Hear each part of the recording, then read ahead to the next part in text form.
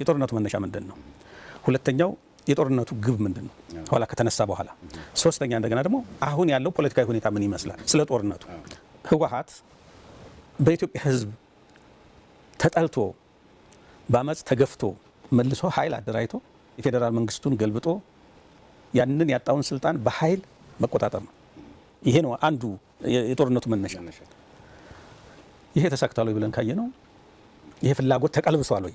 የህወሓት ፍላጎት በኃይል ፍላጎቱን ለማስከበር በኃይል ፍላጎቱን በኢትዮጵያ ህዝቦች ላይ ለመጫን ያደረገው እንቅስቃሴ ይሄ ያሰበው አቅዶ የተንቀሳቀሰበት ሁኔታ ተገቷል ብለን ካየን እሱ ፍላጎቱን አልገታም።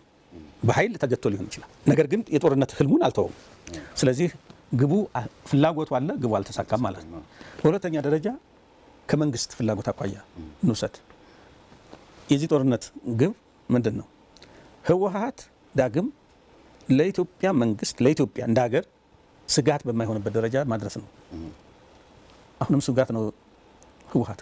መሪ ድርጅትና መንግስት አሁን እርሶ ባሉት አቋምና ምልከታ ልክ እየተጓዘ ነው ብለው ያምናሉ?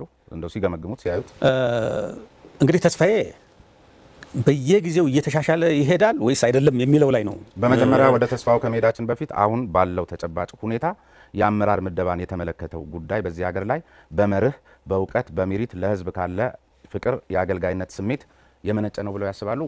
መነሻ ላይ ካልታየ ተስፋ ምናምን ይባል ምን መሰለህ፣ ፓርቲው ሰዎችን ሲመድብ ፓርቲው በተሰጠው ስልጣን መዳቢ አካላት አሉ። እነዛ አካላት በተሰጣቸው ስልጣን መሰረት ነው የሚመድቡት አይደለም የሚለው የሚያጠራጥር አይደለም። ዞሮ ዞሮ የመመደብ ስልጣን ያላቸው አካላት ናቸው እየመደቡ ያሉት።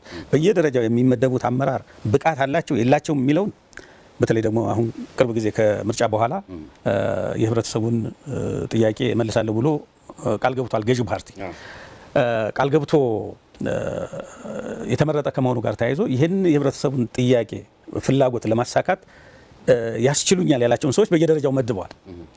እነዚህ ሰዎች ምን ያህል ውጤታማ ናቸው፣ ምን ያህል ህዝቡ ይቀበላቸዋል የሚለውን ነገር መመርመር፣ መገምገም፣ በተግባር እየፈተሹ መሄድ ያስፈልጋል። አሁን እንግዲህ እርሊ ስለሆነ ስለቸኮልክብኝ ነው እንትኑ አሁን ቅርብ ጊዜ ነው ምደባ የተካሄደው ጥቅምት ላይ ነው። ከዛ ደግሞ የጦርነቱ ኢሹ አለ። በየደረጃ የተመደቡት አመራሮች ፓርቲው አምኖ ነው የመደባቸው። የሚመድቡት አካላት በፓርቲ ውስጥ የመመደብ ስልጣን ያላቸው አካላት መድበዋቸዋል። ህዝቡ አምኖ ነው የመረጣቸው። በመጀመሪያ የተመረጠውን በሰኔው ምርጫ ህዝቡ ያው በምርጫ ቀርበውለት እጩዎችን አወዳድሮ መርጧል። በህዝብ የተመረጠ መንግስት ነው ማለት ነው። ከዛ ላይ ተመስርቶ ደግሞ የሹመት ምደባ በሚሰጥበት ጊዜ ያንን ለህዝብ ቃል የገባሁትን ያስፈጽሙልኛል ብሎ ያመናቸውን ነው ፓርቲው የመደበው። አሁን ያለው በብልጽግና ውስጥም ቢሆን እንደ ቅርንጫፍም ዞሮ ዞሮ የአማራም ህዝብ የሚወከልበት ቦታ ላይ ስለሆነ ብልጽግና የሚገኘውና ተስፋ አለ ወይ በእነዚህ አሁን ባሉ አመራሮች ለውጥ ይመጣለታል ወይ የአማራ ህዝብ? ከዚህ አስባሻገር ደግሞ በእርግጥም ይሄን ከዚሁ ትርክቱን ጨምሮ በተለያየ መልኩ ቀደም ሲል አላነሳ ነው እንጂ የህገ መንግስትም ጉዳይ አለ በዚህ በብሔራዊ ምክክር መድረኩ ሊታይ እንደሚችል ግምት ውስጥ ከትቼ ነው እንጂ መሰረታዊ ጥያቄው እሱ ስለነበር እሱን ተደራድረው የአማራን ህዝብ ነፃ ማውጣት የሚያስችል ቁመና ላይ የሚገኙ አመራሮችና መዋቅር ተቋማት ክልሉ አለው። እንግዲህ ምንድነው የአማራ ህዝብ በኢትዮጵያ ፖለቲካ ውስጥ ትልቅ ወይም ትርጉም ያለው ሚና የሚጫወት ህዝብ ነው። ይህ ህዝብ በራሱም በውስጡ ማለት ነው በሀገር ደረጃ ያሉ ችግሮችን ታግሎ ለማስተካከል የሚችል ህዝብ ነው። መቻልም አለበት ችግሮቹን ለማስተካከል እና አሁን ያሉት አመራሮች ከዚህ ህዝብ የወጡ ናቸው። የዚህ ህዝብ ችግሮች እንፈታለን ብለው ለመታገል የተሰለፉ ናቸው። እንደገና አሁን በህዝብ ውስጥ ያሉትን ችግሮች ለመፍታት ከህዝቡ ጋር ተባብረው መንቀሳቀስ የግድ ነው። ከዚያ አኳያ ችግሩን ከመፍታት ውጭም ሌላም አማራጭም የላቸውም። ታግሎ ያሉትን ችግሮች ህዝቡ የሚያነሳቸውን ቅሬታዎች ከመፍታት ውጭ ሌላ አማራጭም የላቸው። ስለዚህ ይህንን ችግር ለመፍታት ይንቀሳቀሳሉ ብዬ ተስፋ አደርጋለሁ። እንግዲህ አሁን ያለውን አመራር ስትል የክልሉ አመራር ማለት ነው። የክልሉ አመራር ቅርብ ጊዜ የተደራጀ ነው።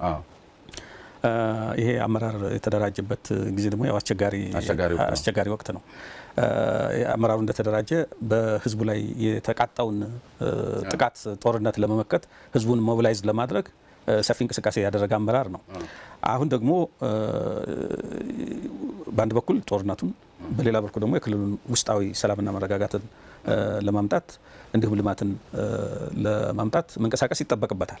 ከዚያ አኳያ ጊዜው አጭር ነው። እዚህ ቀደም በሰራው ላይ ተመስርቶ ይህንን አከናውኗል ይህን አላከናወነም ግን እንደው አያያዙን አይቶ መፍረድ አይቻልም። ልመጣ ነው። አከናውኗል አላከናወነም ብሎ መደምደም ወይም መፈረጅ ትንሽ አስቸጋሪ ነው። ተስፋ ማደርገው ግን ወደፊት የተሻለ ስራ ሊሰራ ይችላል ብዬ ገምታለሁ። ካልሰራ ህዝቡ ማስተዳደር አይችልም። ምክንያቱም የህዝቡ ጥያቄ በጣም ከባድ ነው።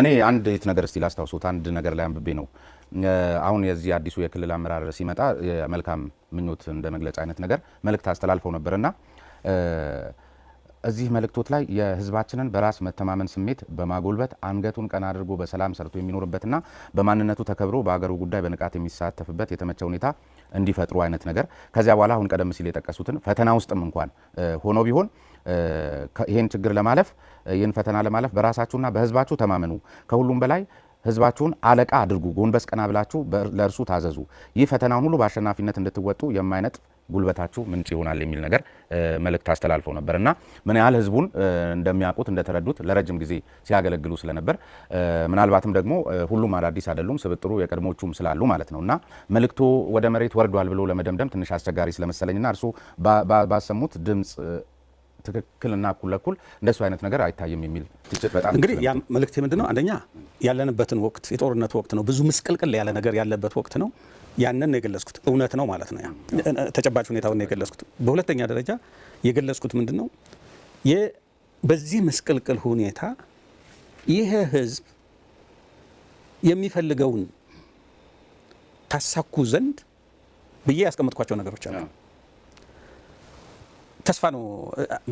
በከፊል ልምዴን ያካፈልኩት፣ በሌላ መልኩ ደግሞ ያለኝን ተስፋ ነው። አመራሮቹ እውነተኛ የዚህን ህዝብ ጥያቄ መሰረት አድርገው ተረድተው ጥያቄዎቹን ለመመለስ ይንቀሳቀሳሉ የሚል እምነት ይዤ ነው ያንን እንትን ያደረኩት። በዛ ላይ ምንድነው የገለጽኩት? ከሁሉም በላይ አቅም ሊሆን የሚችለው የአማራ ህዝብ ራሱ ነው። ለራሱ ችግሮች አፈታት ሌላ ቦታ ወይ ወደ ላይ አጋጦ መመልከት ወይም ወደ ጎን ሌላ ፍለጋ ትቶ በዋናነት ትኩረት መደረግ ያለበት የህዝቡን አቅም ለመጠቀም ነው። የህዝቡን አቅም ለመጠቀም ደግሞ ምንድነው? ህዝቡን ራሱ ማዳመጥ። ምንድነው ፍላጎት? ችግር ብሎ ካነሳ ምንድነው ችግርህ ብሎ ያንን የህዝቡን ችግር ማዕከል አድርጎ እሱም ችግር ማቅረብ ብቻ ሳይሆን የመፍትሄው አካል እንዲሆን አድርጎ አቅጣጫ እያስያዙ መምራት ከተቻለ አማራ ክልል ውስጥ ያሉትን ችግሮች ማስወገድ ይቻላል ብያለሁ። እዚህ ጋር ተያይዞ በክልል ውስጥ በራሱ በአማራ ክልል ውስጥ የሚታዩት የተለያዩ እንትኖች ሊኖሩ ይችላሉ። በውይይት ይፈቱ። እንደገና አመራሩ ህዝቡን ያከብራ፣ አይፍራ። ህዝቡን ፈርቶ የትም መድረስ አይቻልም። ህዝቡ ጋር ቀርቦ መነጋገር ነው። ቀርቦ እየተነጋገረ መፍታት ይቻላል ብዬ አምናለሁ። እንደገና ደግሞ ለውይይት ምቹ ነው። ያን ያህል ብዙ እንትን የሚያስቸግር ነገር የለውም። ፊት ለፊት ቀርቦ እውነት የሆነውን ሳይዋሹ ሳይሸፋፍኑ እውነቱን መንገር፣ ከአቅም በላይ የሆነውን ይሄ ከአቅሜ በላይ ነው ብሎ ማለት የሚችለውን ደግሞ አድርጎ ማሳየት። ይህን እስካደረገ ድረስ የክልሉ አመራር ከክልሉ ህዝብ ድጋፍ ያገኛል። መልሶ ደግሞ አመራሩ ህዝቡን ያገለግላል። እየተደጋገፉ ጠንካራ ኃይል ሆኖ መውጣት ይቻላል ብዬ አምናለሁ። ይሄ ከመወነጃጀል የተለያየ ነገር እነዛ ሁሉ መፍትሄ የሚሆኑት እውነት ነው ለሀቅ። ዞሮ ዞሮ በዚህ ዘመን ግልጽ መሆን ያለበት ማንንም አታሎ መሄድ አይቻልም። ከማንም ተደብቆ መሄድ አይቻልም። እውነትን በውሸት ሸፍኖ ማለፍ አይቻልም። ስለዚህ የተሻለው አማራጭ ምንድነው? እውነቱን መነጋገር ነው። እውነቱን እየተነጋገሩ እየተደጋገፉ መሄድ ነው የሚሻለው ማለት ነው። ምክንያቱም የጋራ አጀንዳ አለ፣ የጋራ ጠላት አለ፣ የጋራ የልማት አጀንዳ አለ። ጥፋትንም ለመከላከል ልማትንም ለማፋጠን በጋራ መቆም ነው የሚሻለው የሚል እምነት አለ።